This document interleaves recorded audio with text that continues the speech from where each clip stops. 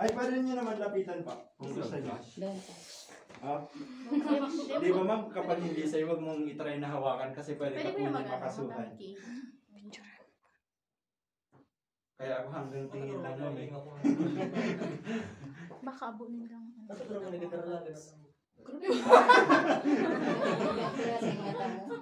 Okay, so dito na po tayo. Then careful lang po yung matatangka dito sa stalactite. Safe type stalactite. Stalactite? Ano yun? Mag-forming. Okay, so bali po pala, dito din sa loob ng cave is may mga gitar, mapapansin din tayo dito mga hukay sa ground. Then nagkaroon po siya ng mga hukay kasi 1980s is pinasok ko ng Tiger Mining Company from Naga. Then sabi nila is kukuha lang ng 1 or 2 po ng boxes for fertilizer. Pero almost nag-dig sila sa ground ng 20 feet or more yung lalim. Kaya possible, nag-treasure hunt sila dito sa loob ng cave.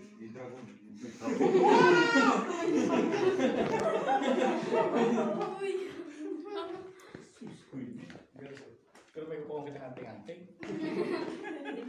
Kaya Pelikula yun yan. Pero pelikula yun.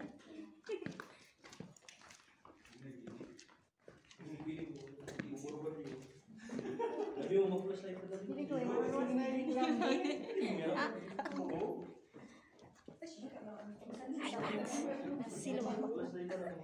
Siguro 1/4 lang po tayo ng cave na. 1/4 or half. Kaya mag-half. Medyo mahaba po kasi. Try natin sa half. Okay, so bali sa part 2 pala dito may makikita tayo ulit na crystal na nagugis na parang jellyfish or parang octopus yung itsura. Then dito natin makikita din yung isa sa napakaraming crystal dito sa loob ng cave din. Yan kuya, pwede natin ipabakal ng crystal? Bali, pinaghigpitan ng Unyan Sandian or bawal na po mag-sell ng crystal. Pero dati pwede. Pwede po.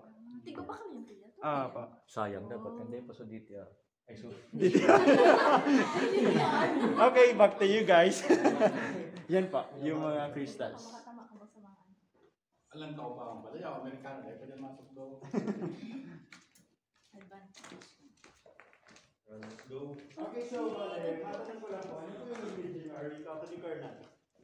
Okay, so bali dito din po pala sa cave is may makikita tayong imahe or image ni Mama Mary sa crystal. Then, natural lang po siyang na-form. Yun po. Ayan, oo.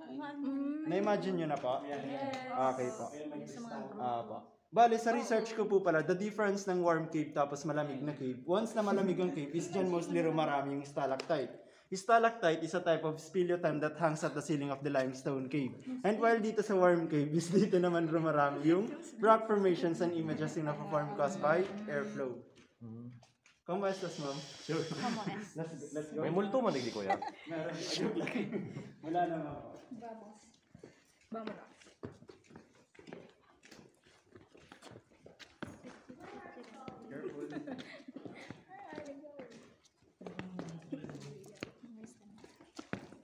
Pira slide na. May nice slide naman. Wala pa na. Ay, meron na rin.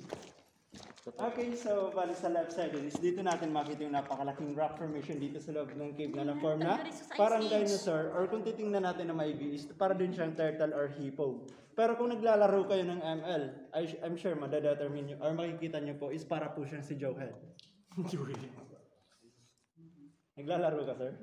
Sana all. Hindi ko yung signal na tingin. Wala po. Sa bahay na. Maraming cancel ngayon. Yung season. Okay, so siguro is na-heard din po natin na parang may nagda-drop na water na galing sa ceiling. Then yung na water na po yun is galing sa stalactite. Then yung na water na po yun is ito po yung napo-form niya. Ito naman yung tinatawag na stalagmite. Bali, ang stalagmite po is nag-grow in 1 inch height sa loob ng 1 century or 100 years bago niya ma-reach yung 1 inch height. And nag-grow po siya kasi yung water na galing sa stalactite is may halong lime. Lime is yung pulbos ng limestone. And once na nag-met po sila, is yan yung tinatawag na column. Then kapag nag-met po sila, is isa po yun sa nakakatibay ng cave. Kung sa bahay natin is, yan po yung tinatawag na pundasyon. Pero buti pa nga sa cave, no? May pundasyon. May pundasyon. May nagpapatibay. Wow! Hindi ko yung masyadong makarelate. Tawarak man jowa. Aking crystal balls po pala tinawag namin. Then, pakpak ng angel. Pero sana all may jowa, no?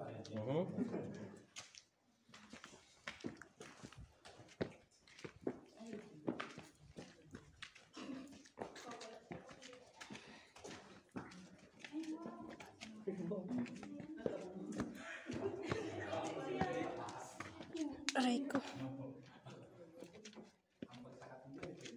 Stop muna po tayo. Antayin po muna natin sila.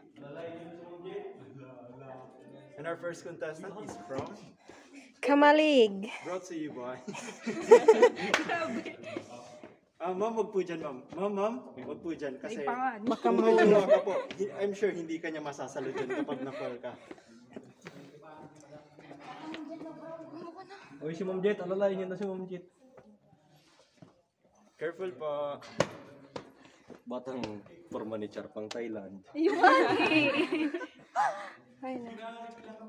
Dyan na lang po kayo, sir. Okay po. Careful lang po dyan. Bye, mamaya sa train.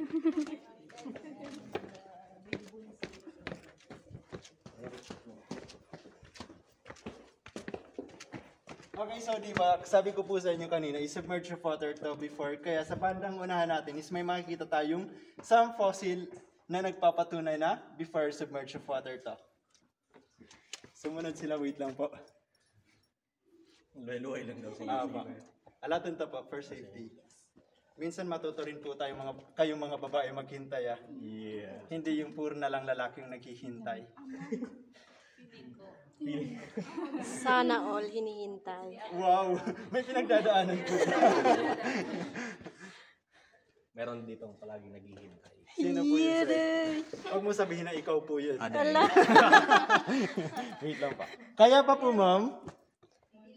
Sige na. Okay pa. Huwag po tayo mag-push dyan sa part na yan kasi hukay na po yan. Pa.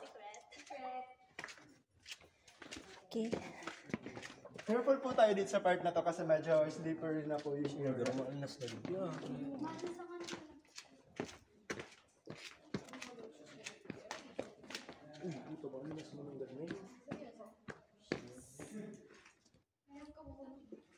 Maalas dito. Ikaw rumahinot ako. Kamangilang. Ay, parang baliktad. Dapat ikaw, sir, yung aalalay kay ma'am. May rason pa sa ilon. Careful. Sumalas na dito. Madulas po dyan. Daday nga na dito, dad. Malas na dito. Malas na dyan, men. Move forward po. Dapat nagbitis kita, tamang. Huwag na mag-stay sa past. Up, sir, wrong turn. Ay. Bawal ano yan? U-turn. Malas na dyan. Tibad po, ano po kaya dyan ng limestone, matarong. Tibad maraot po ang tsinelas mo. Bata ko. Actually, mali ka, sir, kasi amethyst stone.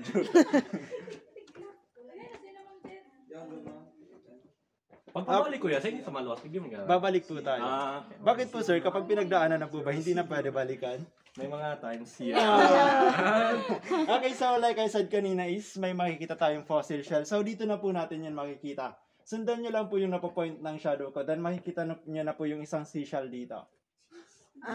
Yan. Nakita nyo na po? Hindi po. Kita ko. Ganun po kasi yung ibang babae kahit nasa rap na hindi pa makita eh. Move forward po kayo. Move forward pa. Yan pa. Yun yung isang fossil shell. Nakita nyo na? Ayun na po. Hindi pa rin pa. Bakit si sir nakita na sir? Dan dito din, may isa din po. Hindi na. May arani man siya na kaya. Maulog ka kuya. Sanay naman po ako ma-fall kahit walang sumasalo. Yan pa. Yan. I saw it. Isa pa po yan. Dan dito sa part na to is may makikita pa po tayo. Yan.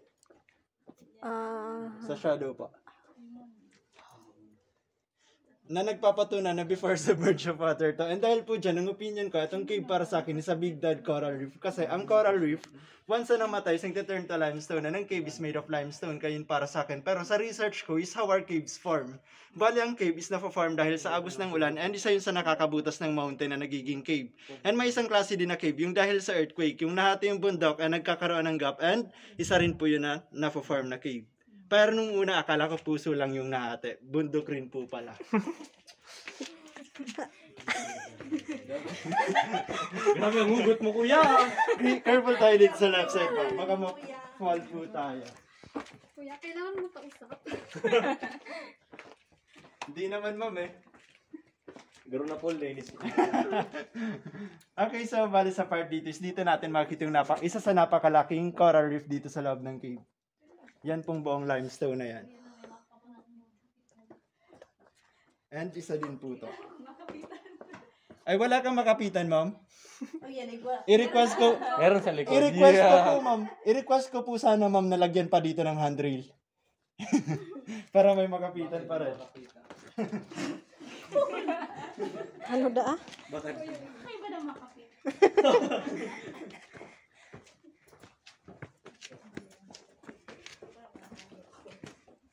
Ay, siya yung toro Thailand mo, Dek. Okay, so bali hanggang dito na lang po tayo sa malapit sa half part ng cave. Ito po yung tinatawag namin na crystal wall. Move forward po. Careful lang kasi madulas po. Pinupok-pok lang po yan. No? Tapos bumibigay na. Maroko.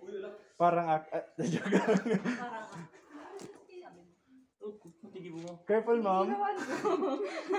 Baka yung karoy. Uy, parang may nabubuong something na dyan sa likod, ha? Mapapasana all ka na lang talaga. Ilas na ni Kuya. Pero wala pa to sa half. Pero hindi na natin siya ipupush kasi pinagbawal po ng DNR. Oh, restricted. Pa.